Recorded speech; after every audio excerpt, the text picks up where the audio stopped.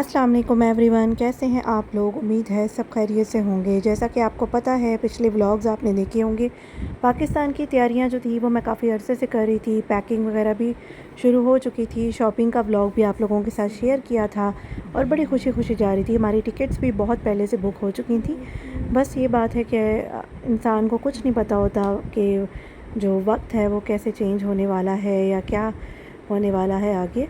तो अल्लाह से हमेशा खैर की दुआ मांगनी चाहिए। हुआ कुछ यूँ कि मेरे ब्रदर इन लॉ यानी मेरी बहनोई की डेथ जो है वो हो चुकी है मेरी फ़्लाइट से एक दिन पहले। तो हम लोगों के लिए बहुत ही ज़्यादा ये सैड न्यूज़ थी और बहुत ज़्यादा फैमिली में एक बड़ा ही लॉस था। तो इतना ज़्यादा मतलब हम लोग जो हैं वो इस चीज़ को महसूस कर रहे थे। किसी के जाने का जो दुःख है वो घर वालों को होता ही होता है। तो काफ़ी अटैचमेंट थी, काफ़ी बॉन्डिंग थी और मैं छोटी थी जब मेरी बहन की शादी हुई थी। तो उस टाइम से ही मैं देख रही थी, यानी मैंने बचपन से उनको अपनी लाइफ में देखा हुआ था और माशाल्लाह आदत के भी बहुत अच्छे थे। तो एकदम समझ नहीं आ रहा था कि ऐसा हुआ क्या है। तो बस उदासी वाला वेदर भी था, आप देख लें वेदर भी कुछ अजीब सा हुआ हुआ इस वक्त। तो काम जो थे वो अल्हम्दुलिल्लाह मैंने पहले कर लिए थे। खाने वाने बना के मैंने फ्रीज़ कर दिए थे और पैकिंग काफ़ी हद तक मैं कर चुकी थी। जो छोटी छोटी चीज़ें होती हैं बस वो होने वाली थी। ग्रेजुएशन भी मेरे बेटे का एक दिन पहले हो चुका था। तो बस यहाँ पर ये देखिए थोड़ी सी पैकिंग में एडिटिंग हो रही थी, क्योंकि मुझे एयरपोर्ट से घर जाकर फिर अपनी बहन के घर चक्कर लगाना था अपने बहनोई के अफसोस के लिए। तो यहाँ पे मैंने अपनी एक बैग बना के पहले से ही रख लिया था, ताकि जब मैं घर जाऊँ तो वहाँ से मैं आराम से उसी वक्त ही अपनी बहन के घर चली जाऊँ। तो एक बैग हमने उस तरह का तैयार करके अटैची में रख लिया था और यहाँ पे फ़ाइनल पैकिंग भी हो चुकी है। और परेशानी में ये सब करना इतना डिफ़िकल्ट होता है तो कुछ समझ नहीं आ रही थी, क्योंकि हमारे यहाँ में जो हमारे फैमिली फ्रेंड्स थे, जब उनको पता चला तो वो लोग भी अफ़सोस के लिए आ रहे थे और तकरीबन पूरा दिन जो था ना, वो जाने से एक दिन पहले वो सबका आना जाना लगा रहा था और ऑब्वियसली हम लोग भी उस कंडीशन में नहीं थे। तो शुक्र है अल्लाह का कि पैकिंग थोड़ी बहुत पहले हो गई थी।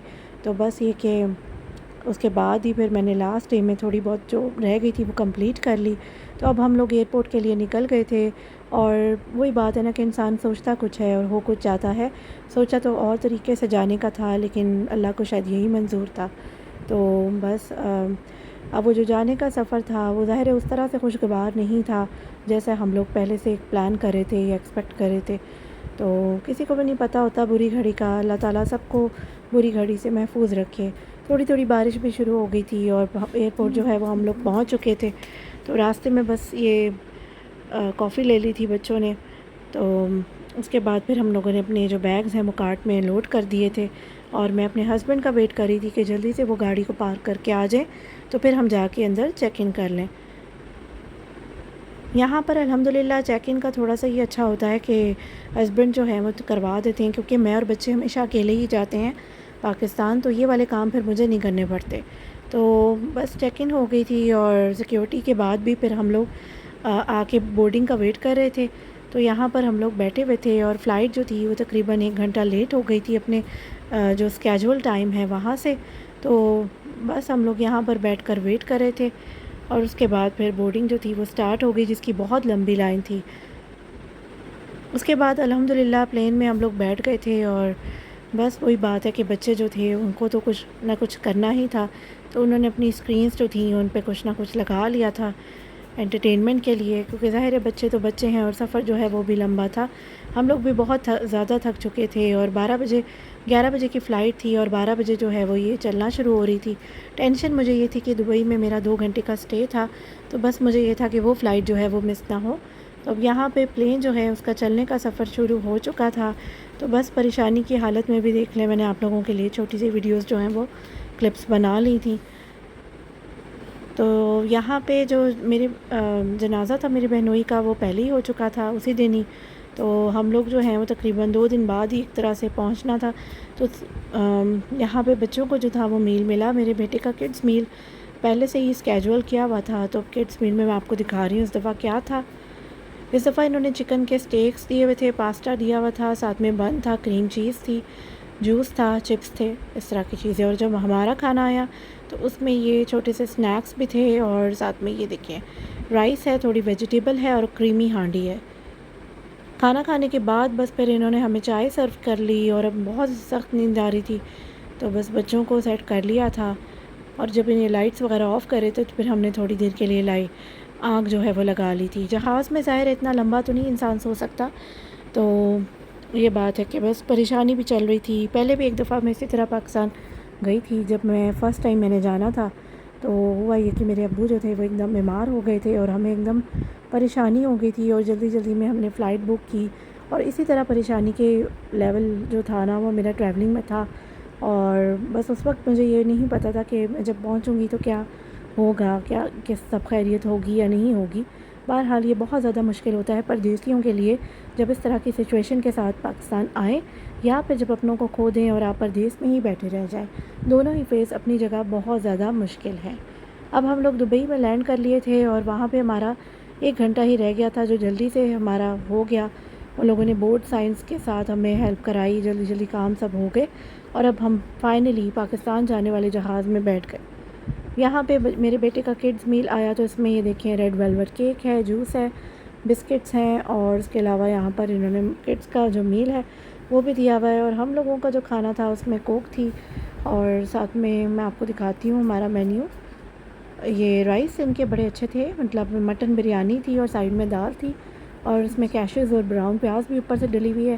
साथ में एक थोड़ी सी पास्ता सैलड थी और मीठे में अच्छा था, डिज़र्ट था। तो ये इनका खाना माशाल्लाह बहुत अच्छा था, अच्छे तरीके से सर्विस रही थी। उन लोगों के साथ शेयर कर रही हूँ जो अभी भी छुट्टियों में आने वाले हैं।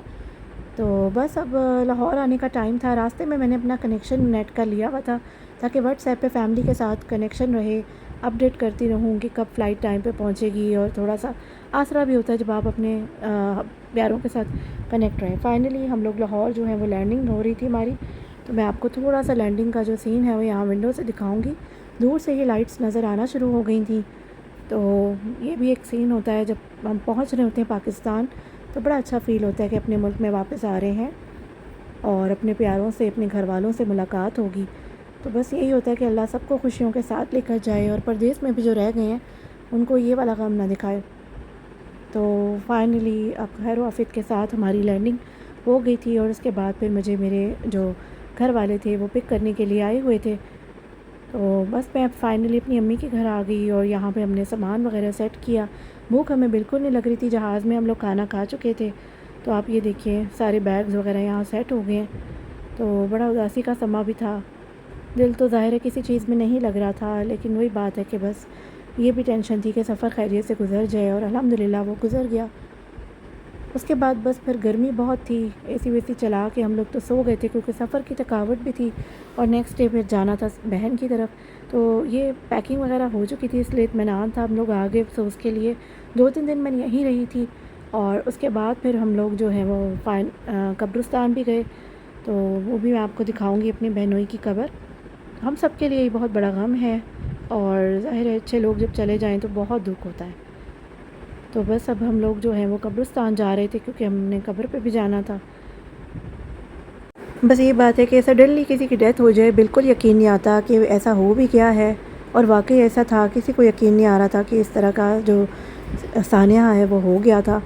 तो बस हम लोग कब्रिस्तान आ गए, यहाँ फातिहा पढ़ी, दुआ मांगी और यही कर सकते थे और सदका जारिया कर सकते हैं। और ये ज़ाहिर है इतना बड़ा गम है, एकदम नहीं भूला जा सकता, स्पेशली जो घर वाले हैं उनके लिए तो ख़ास तौर पे। तो बस यही चीज़ है, इंसान का कुछ पता नहीं है, प्लान्स तो बहुत बनाते हैं, कब क्या हो जाए कुछ पता नहीं होता। तो बस यही थी मेरी आज की वीडियो।